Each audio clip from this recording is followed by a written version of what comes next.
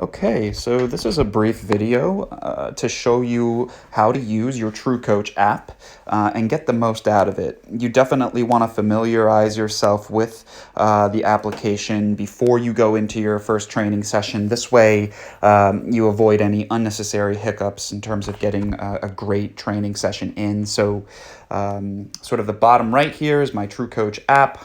I'm going to click that guy. And so when you open the app, if you've signed in already, it's going to default to upcoming workouts. If you want to look at things that you've done in the past, looks like I haven't worked out at all in March, but you can look at your past workouts so you can access things you did previously. But of course here, we're going to look at upcoming workouts, which is for me today, Sunday, March 22nd, right? And so this is just a very small preview of what you have going on. You can see you have A1 through A2 and then a set of B. So you're going to click on that. And then this takes you to just an overview of what you have going on. So make sure that this is not where you view your training session. You need to dive a little bit deeper. This just kind of shows you the kind of macro view of what you got going on for the day. So I'm going to click begin, upper right-hand corner. And then so it takes you to the warm-up first, of course. And how you'll proceed here is you can see the list of exercises or warm-up activities that you have to do. And so they're listed in order and their videos are listed in order as well. So let's say I have to do my lacrosse ball hip rotator. That's just some soft tissue work that says 60 seconds per side. So if I don't know how to do that, I'm going to click on my button here and I'm going to just briefly check out what I've got to do. And then just as a side note, you definitely want to view this stuff either the day before or hours before you hit the workout, because it can be a little bit frustrating to have your first exposure to movements you haven't done before, the minute you get to the gym, and that'll kind of take away from your experience. So just make sure you really preview this stuff and know what you're getting into, okay? So I'll go through each one of my warm-up pieces, okay? We're doing the frog stretch, then I get my cat-cow going, then I get my hip hinge, right? So hip hinge video needs to be updated. So as I said, the warm-up list has corresponding videos that go in order. So once you're done there, you're just going to swipe. I'm sure everybody's got a lot of experience with that. And so now I have my A section, okay? So you're not going to see anything else other than what you need to complete right now. And for this particular superset, you have two exercises. You're alternating between A1, which is an air squat, and A2, which is a dumbbell row. So a superset just means that it's kind of like a circuit, right? You're going to do a set of A1, you're going to move on to a set of A2, and then in this particular scenario, if you see after it says dumbbell row, it says at 3010 by 12 per side, rest 90 seconds by 4. That indicates that you're going to alternate between A1 and A2 4 total times. You won't see how many times you're doing the superset at A1. You only see how many times you're doing the two exercises back to back after the last exercise in the superset, which in this case, again, is by 4. So if you had A1 through A10, where would you find how many times you're alternating between those 10 exercises? Well, you'd find it in the description at A10, right?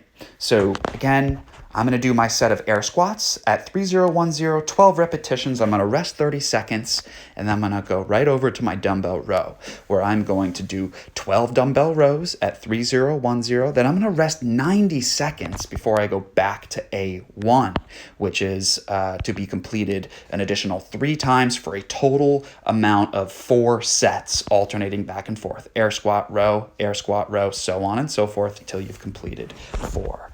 All right, so let's just say I did this workout last week and I don't quite remember what I had done. Well, as you can see here in the middle in orange, it says exercise history. So I'm going to click that guy and then it's going to tell me what I had done in the past. I don't have, actually it looks like I do have a history here. Great. So I can go to that workout. I can briefly look at what I did. This was back in December 30th. All right. And then once I'm done looking at the history, I'll just click done and I'm good to go. So What's also very important is enter exercise results. So if I completed everything according to the prescription, I'll say, complete here, or done, or great, whatever you want to do to keep me entertained. And then if it's something that you require to write load for, and then I'm gonna hit completed. If this required you to get loading, maybe on the first set you did 15 pounds.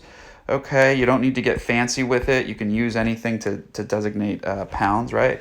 Then maybe you did 20. Maybe you stuck with 20 for another set.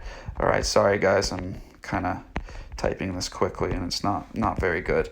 And then maybe with the last set you jumped up to 25 because you were feeling really strong. All right, so then you hit complete and you're good. So that makes sure that I see that you completed the exercise and it's all done, okay? And then I'm gonna continue to swipe. All right, now here's my B section. Sometimes, not all the time, it depends on what the exercise is, but sometimes I won't write it as a superset. Instead, I'll write it as one kind of bulk set. Usually I'll do this with more conditioning-like things or stuff that's for a set sort of amount of time. It depends. But anyway, B in this case is going to be 5 sets of a 30-second wall sit, 30 seconds bear crawl, 30 seconds side plank, left side, 30 seconds side plank, right side. So this particular thing looks more like the warm-up format where I have my list of things to do and then the videos are corresponding below that in order of what I have to do, okay? But also I need to say, was able to complete perfectly. Great workout, because of course it's going to be a great workout. All right. And so, again, if more things specific to loading, whatever, how many rounds, how much time it took you, that stuff needs to be put into the details of the workout, right? So complete. Now, there is a camera icon, the bottom left. If I have asked you to film something, absolutely, please feel free to upload it to TrueCoach, all right? But also, I'm very happy to take these videos just as text messages as well. I'm likely to respond a bit faster through texts. Okay, so even though you're done with your workout, you're not done yet with the app. So you're gonna swipe once more, and hey, way to crush today's workout. Completed 3 of 3 exercises. Nice. So I just hit that button, complete workout, dude, and it's over, done, you did it. And there's something very satisfying about checking off every little thing that you did and getting credit, so to speak. So that is it. Also, another thing, just some functionality here, okay? You can comment generally on the workout, like, hey man, you're a genius, wow. Okay, and that's going to send a comment on the actual, workout itself. So